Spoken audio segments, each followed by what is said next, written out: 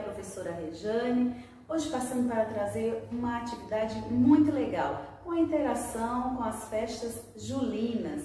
É isso mesmo, temos várias possibilidades de aprendizagem para os nossos pequeninos.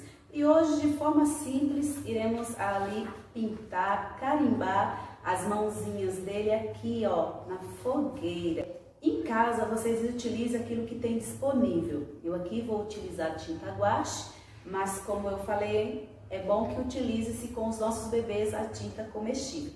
Tudo bem? Eu vou pegar aqui, no caso, os meus dedinhos, mas em casa pegue as mãozinhas dele e pinte para carimbar as cores. Aqui, ó, o amarelo, o laranja, as cores da nossa fogueira. Ó, laranja. Aqui eu fui carimbando um dedinho por vez.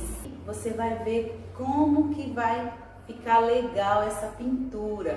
É muito importante que vocês insiram esse momento de interação com seus bebês para que eles se familiarizem. Vamos ver como que ficou a nossa arte? Olha a nossa fogueira, que linda que ficou! Muito bem, eu fiz com os meus dedinhos. Em casa, faça com os dedinhos a mãozinha completa dos seus bebês. Espero que vocês tenham gostado. Faça essa interação, registre e manda retorno para nós. Fica com Deus e até mais!